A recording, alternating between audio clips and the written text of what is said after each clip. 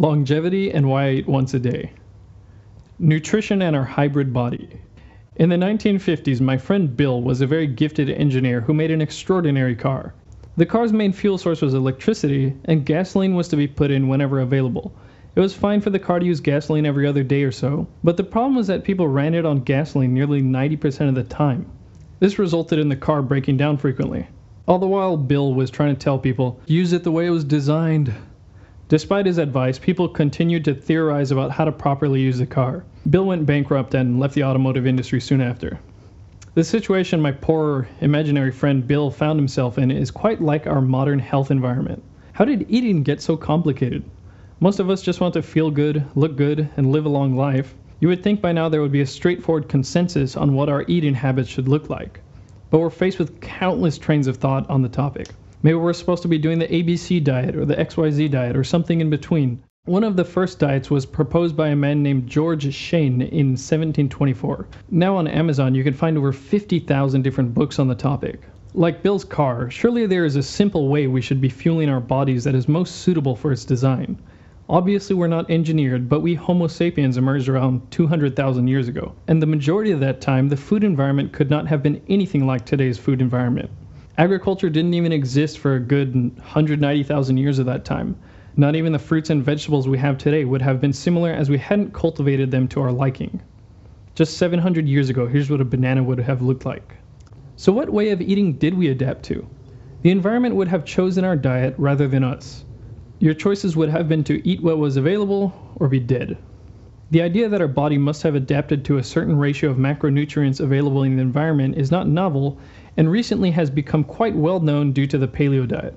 However, what I'm getting at is our body would have also had to have adapted to how often the food was available. There should be a natural frequency of eating that promotes health and longevity. Where to start? The logic would be that more nourishment, more food, would make you healthier and live longer. But let's take a look at this from the first principles method as described by Elon Musk. It's kind of mentally easier to reason by analogy rather than from first principles. But first principles is kind of a physics way of looking at the world. And what that really means is you kind of boil things down to the most fundamental truths and say, okay, what are we sure is true? And then reason up from there. That takes a lot more mental energy. So what do we know about longevity? Other than exercise, the word superfood might come to mind. Maybe more omega-3s or some red wine, or making sure to take supplements and drink less alcohol will make us live longer.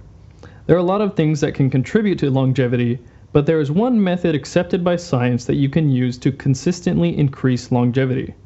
If I take any organism on the planet Earth, from yeast cells to spiders, insects, rabbits, dogs, and I reduce their caloric intake by 30%, they live 30% longer. The only organism which has not yet been deliberately tested by scientists are Homo sapiens. Let's start here. For some time, the conventional wisdom has been that you need to get 3 balanced meals a day to stay healthy. Ever since I was a kid, breakfast, lunch, and dinner seemed as natural as sleeping or going to the bathroom. Breakfast was the most important meal of the day. I needed a healthy lunch to focus on the rest of the school day, and being sent to bed without dinner was child abuse. This situation is basically the same in Japan where I live now, as with the rest of the world. If we want to reduce caloric intake to increase lifespan, the only choice then is to eat less at each meal, because we need 3 meals, right? But where did this 3 meals a day idea come from? As Abigail Carroll suggests in her book, 3 Squares: The Invention of the American Meal, eating 3 meals a day was basically invented due to culture. When European settlers got to America, they found Native Americans were basically just eating whenever they felt the urge to, rather than at specified times. The Europeans took their lack of defined eating times as evidence that they were uncivilized and had them change. In short, the 3 meals a day paradigm is not based off of our biological needs. How our environment designed us. In a hunter-gatherer culture, it wasn't surprising at all to feast on a big catch, then survive on very little or no food for an extended period of time until they were in need of another big source of fat and protein. In fact, the environment up until now would suggest that if we could not do that, we probably wouldn't be alive to be reading about dieting. The Piraha people, an indigenous hunter-gatherer group of the Amazon rainforest, was extensively studied by an anthropological linguist named Daniel Everett. He found they do not eat every day or even attempt to do so. They were even aware of food storage techniques, yet never used them except to barter with Brazilian traders. When questioned about why they do not store food for themselves, they explained, "I store meat in the belly of my brother."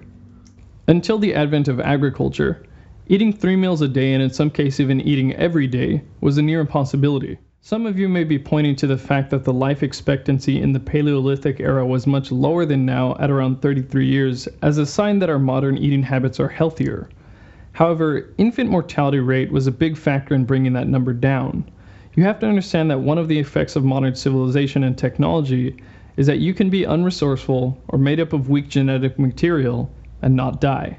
As Doug McGuff explains about the life expectancy back then, it didn't really have anything to do with anabolic-catabolic balance or long-term health benefits because there were older survivors. And the fossil evidence of those older survivors, based on ligamentous attachments and bony assessment and bone mineral density, was they were extraordinarily robust. Glucose metabolism and how conventional wisdom screwed us. The common misconception is that a stable blood glucose is necessary for survival, which would biologically justify 3 meals a day. Bear with me through a bit of biochemistry to understand why constantly consuming carbohydrates to maintain blood glucose is not only unnecessary, but can be a detrimental and vicious cycle. So, after you eat some carbohydrates, bread, pasta, candy, whatever, glucose enters the bloodstream and insulin is secreted to distribute the glucose properly. Via an insulin receptor, glucose enters the cells to produce energy. This can only happen at a certain rate, so to avoid overloading the cell with glucose or having glucose sit in the bloodstream, 70 grams can be stored in the liver and 200 grams in the muscle. So you have your morning bagel and some frappe. Whatever you want, some vanilla bullshit, latte, kappa thing, you know, whatever you got, I don't care. And you've stored all the glucose you can store. So it has to go into your body fat.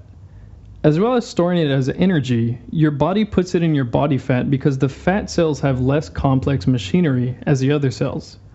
Too much glucose can bind to proteins and muck up the machinery of the cells in a harmful inflammatory process called glycation. It's kind of like pouring pancake syrup into a car engine. The problem here is that if your energy levels start to wane, you can't tap the energy out of your stored body fat because the hormone that does that, hormone-sensitive lipase, is sensitive to insulin.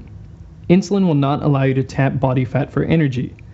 If you have a bunch of insulin sitting in your blood from processing a bunch of glucose before, and you need energy, you're going to get ravenously hungry and will need to jack your blood sugar up short term with a snack or something to raise your energy levels again. This is why if you're following the recommended American diet, you're usually going to be stuck in this loop of wanting to eat every time your blood glucose drops, and 3 meals a day will feel very necessary. Even medical doctor Peter Attia fell victim to this. Despite exercising 3 or 4 hours every single day and following the food pyramid to the letter, I'd gained a lot of weight and developed something called metabolic syndrome. Ketosis to the rescue.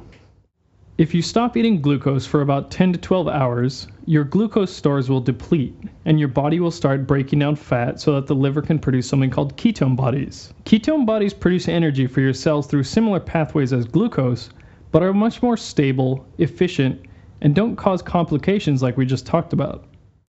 You may have heard of this ketosis state referred to as starvation mode in school, but this by no means suggests that you are about to starve.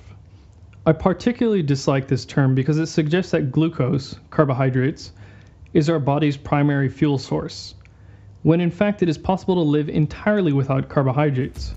Humans have absolutely no requirement for carbohydrate, not 1 gram do we require.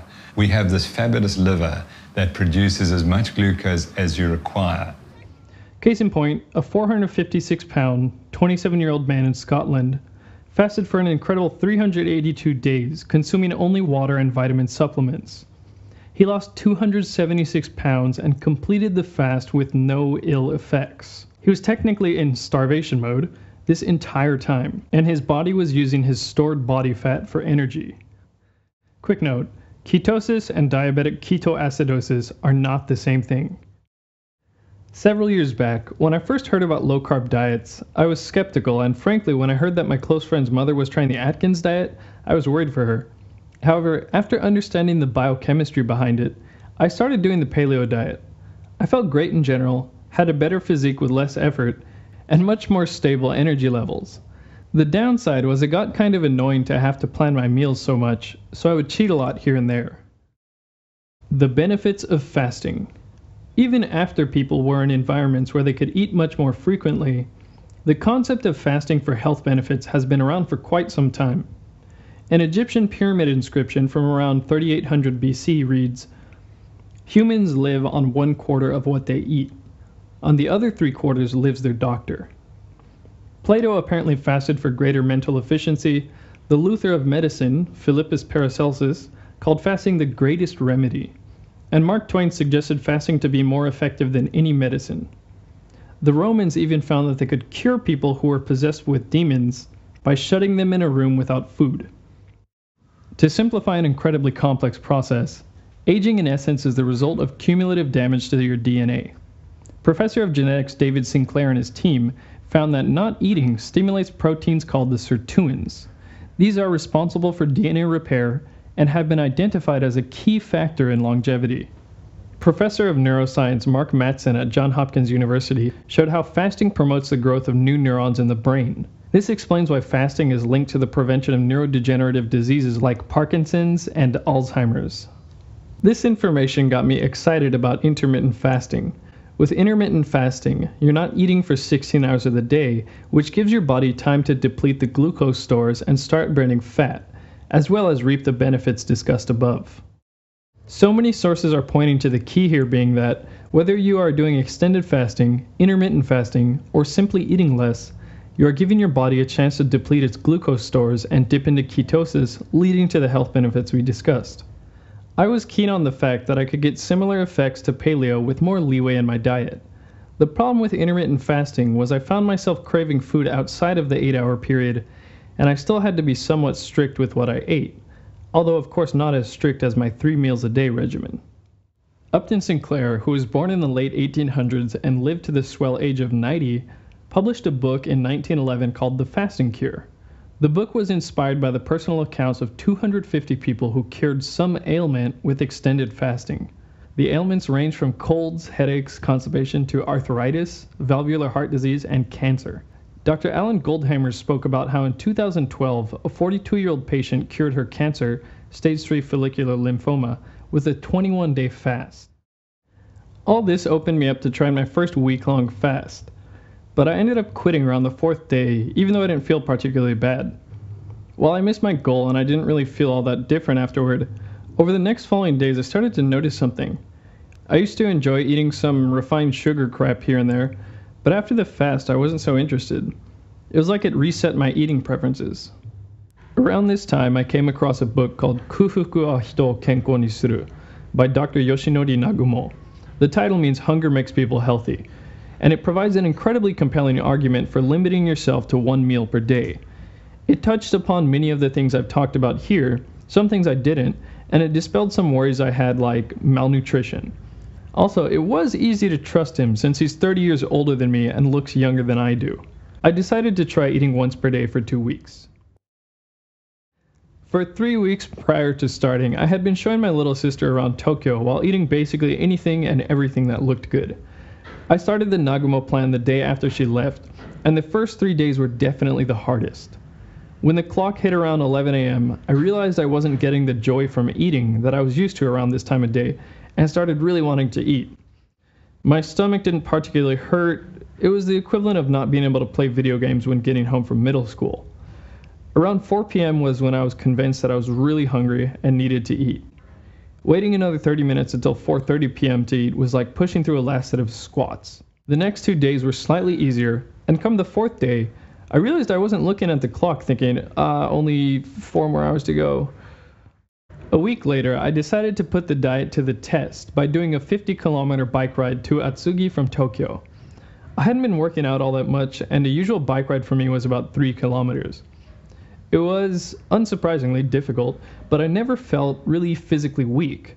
I had hunger pangs earlier than normal, but I didn't feel like I had less strength from a lack of food. This made me decide to stick with eating once per day. It's been a month since I started, and I feel great in general. My energy levels are very stable. I feel more focused, and surprisingly, I have less problems with hunger compared to intermittent fasting. Even if I don't eat the healthiest meal, I can now feel confident that my body will have more than enough time to empty out whatever excess glucose or toxins I ingested. The only time I do crave unhealthy food is when I've had some alcohol. Looking back, it's hard to imagine having to pile so much food into my stomach throughout the day. Other than the health benefits, one other reason I do this is the same reason Steve Jobs wore basically the same thing every day. It makes choosing easier, and it frees my brain up to focus on other things.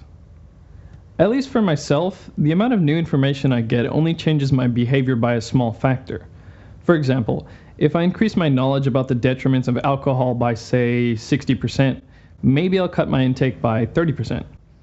With this article alone, I'm not expecting you to suddenly start eating once per day, but hopefully you can start giving your body a break and eat when you need to, not when the clock says you should. If you like this, be sure to subscribe. I'm trying my best to have a new video out at least every 2 weeks, so stay tuned.